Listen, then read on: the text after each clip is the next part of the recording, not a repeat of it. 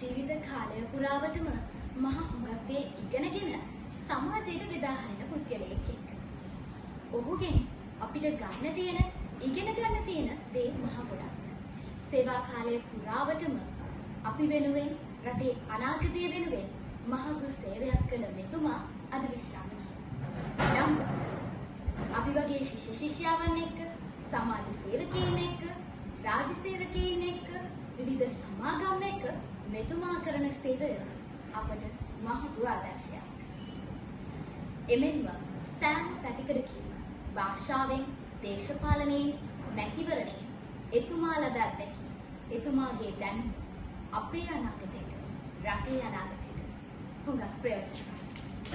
කිසිම අවස්ථාවක නොමැකෙන අපූර්ව හිනාවත් එක්ක ඒ වගේම ඇවිදින පුස්තකාලයක් බඳු දැනුම් සම්භාරයක් වන සෑම අවස්ථාවකදීම අන් අය සතුටු කරන මානුෂීය ගුණාංග ප්‍රදර්ශනය කරගන්න කටයුතු කරන පුද්ගලයෙක් වන එතුමා නමි මහින්ද දේශාපිය. අයිබෝන් සර්. අයිබෝන්. අද අපි සර්ත් එක්ක කතා කරන්න ලෑස්ති වෙන්නේ පාසලක් තුල ක්‍රියාත්මක වෙන ශිෂ්‍ය පාර්ලිමේන්තු වැඩසටහන ගැන. ශිෂ්‍ය පාර්ලිමේන්තු වැඩසටහනේ අපිට හුඟක් දේවල් කරන්න පුළුවන් පාසලක්. ඒකේ පාසලක්. ඒ වගේම පාර්ලිමේන්තු සම්ප්‍රදාය ගැන ළමයි ගොඩක් වෙලාවට දැනගන්නේ, ඒවා ප්‍රායෝගිකව ඒ අත්දැකීම් ලබා ගන්නේ ශිෂ්‍ය පාර්ලිමේන්තුවක් තුළ. හැබැයි සමස්තයක් විදිහට අපි ගත්තම සිංහල පාසල්, දෙමළ පාසල්, පහසුකම් අඩු පාසල් වල මේ ශිෂ්‍ය පාර්ලිමේන්තු වැඩසටහන නිවැරදිව ක්‍රියාත්මක වෙනවද කියන එක අපිට ගැටලුවක් වෙලා තියෙනවා. මේක ගැන සර්ගේ අදහස මොකක්ද කියලා අපි දැනගන්න කැමතියි. ශිෂ්‍ය පාර්ලිමේන්තුව වැඩසටහන සංකල්පයක් හැටියට ඉතාම වැදගත්. හැබැයි ප්‍රායෝගික තලයේ ක්‍රියාත්මක වෙනකොට සමහර ගැටලු ඇවිල්ලා තියෙනවා. මොකද ශාලා පාසල් වල මේ ශිෂ්‍ය පාර්ලිමේන්තුව හදනකොට ඒ නියෝජිත තේරීමේදී 6 වසරේ දරුවෝ 13 වසරේ දරුවෝ එකම ශිෂ්‍ය පාර්ලිමේන්තුවේ ඉඳීමෙන් වෙන ගැටලුව නිසා නිසි පරිදි කරුණු සාකච්ඡා කර ගැනීමට අපහසුතාවයක් තියෙනවා. ඒකට පිළියමක් ඇටියට කරන්න පුළුවන් කම තමයි මේ එවැනි පාසල් වල කනිෂ්ඨ ශිෂ්‍ය පාර්ලිමේන්තුව සහ දේශ ශිෂ්‍ය පාර්ලිමේන්තුව කියලා කොටස් දෙකකට අරගෙන කනිෂ්ඨ ශිෂ්‍ය පාර්ලිමේන්තුවේ අමාත්‍යවරු නිරීක්ෂකයෝ වශයෙන් දේශ පාර්ලිමේන්තුවට සහභාගී කරවමින් ඒ වැඩ කටයුතු කරන්න යන්නේ. කොහොම නමුත් අනිත් පැත්තේ ශිෂ්‍ය පාර්ලිමේන්තුවේම අනුරුවක් ඒකේ ඡායා පිටපතක් වෙන්න ඕනේ නැහැ. මේක වෙනස්ව සිටින දරුවන්ගේ විකල්ප අදහස් ගන්න තැනක්. පාසල් පරිපාලනයට, රටේ පරිපාලනයට දරුවන්ට බලපාන කරුණු සාකච්ඡා කරන තැනක්. බොහෝ විට කරන්නේ පාසල් භූමි යුද්ධ පවිත්‍ර කිරීම, පාසලේ නඩත්තු කටයුතු වලට වැඩ කටයුතු කිරීම වගේ දේවල්.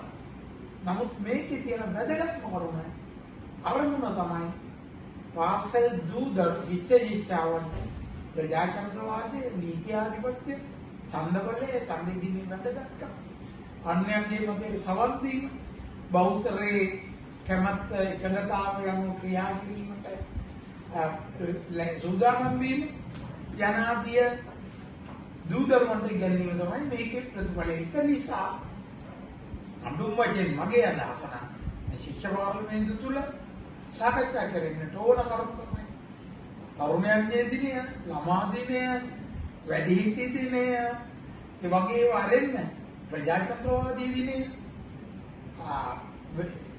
වෙනස්කම්, වාර්ගික වෙනස්කම් මත විෂමතා මත වෙනස් කිරීම අත්‍යවශ්‍ය දිනය, ඒ වගේම සමාජ යුක්තිය පිළිබඳ දිනය, ඕවා අවිහිංසා නිෂ්ප්‍රතිචන්දත්වය සහ අවිහිංසා පිළිබඳ පාසල් දිනය, ඔය වගේ දේවල් සාකච්ඡා කරන්න ශිෂ්‍ය පාර්ලිමේන්තුව යොදා ගන්න ඕනේ කියලා තමයි මගේ අදහස.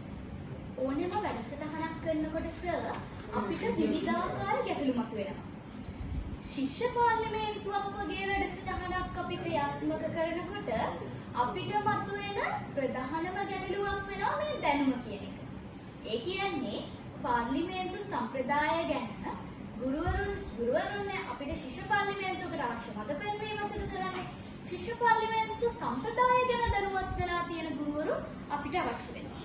ඉතින් සමහර පාසල්වල මේ පාර්ලිමේන්තු සම්ප්‍රදාය ගැන තියෙන දැනුවත් වීම නැති නිසාද මේ ශිෂ්‍ය පාර්ලිමේන්තුව ක්‍රියාත්මක වෙන්නේ නැත්තේ කියලා මට හිතෙනවා.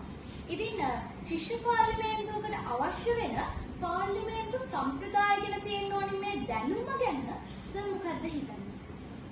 වැඩේ තියෙන්නේ පුතා අපේ පාර්ලිමේන්තුවේ ඉදිරියට යන කාර්යභාරය ගැන ගැටලුවක් නෙන්නේ. විවාද කරන එකයි, කෑ ගන්න එකයි, නීති සම්පාදනය ගැන වක්කීමක් දාන්නේ නැහැ. ඇත්තටම නීති සම්පාදනය සහ දැනුම කොහොමද බෙදන්නේ කියන වගේ දේවල් ගැන එතන කතා කරන්න ඕනේ. එතන ආකල්පය තමයි අපි ගාවත් තියෙන්නේ. පොඩි චූටි සංවර්ධන වැඩ. ඩෙස්ක් දෙන එක, පාරවල් හදන එක, බෝක් හදන එක. ඒවයි මිදිලා රටේ නීති ව්‍යවස්ථාවේ තියෙන ගැටලු, කාන්තා නියෝජනය, තරුණ නියෝජනය, අවබෝධයෙන් තියෙන ප්‍රශ්න, වැඩිහිටියන් තියෙන ප්‍රශ්න, සමාජ සාධාරණත්වයක් නැති එක, දැන් උදාහරණයක් හැටියට ශබ්ද දූෂණය, පරිසර දූෂණය වගේ ශබ්දයෙන් කරන දූෂණය, ඒ වගේ දේවල් වල ගැන අපි කතා කරන්න එක පාර්ලිමේන්තුවේ වැඩ. ඒ බහැරව ඉන්නේ. ඊගොඩ මූල්‍ය පාලනය. පාර්ලිමේන්තුව සතු මූල්‍ය පාලනය කියන්නේ පාර්ලිමේන්තුව බලන්නේම නැහැ. ආණ්ඩුවෙන් දෙන ඕනෑම යෝජනාවක් පාස් කරනවා. අන්න ඒ වගේ කරුණු. පාර්ලිමේන්තුව අමාපන. මම කියන්නේ ජ්‍යෙෂ්ඨ ශිෂ්‍ය පාර්ලිමේන්තුවේ පුළුවන් මේ සම්මත කරන අනපනක් ගැන විවාද කරන්න. අලුත්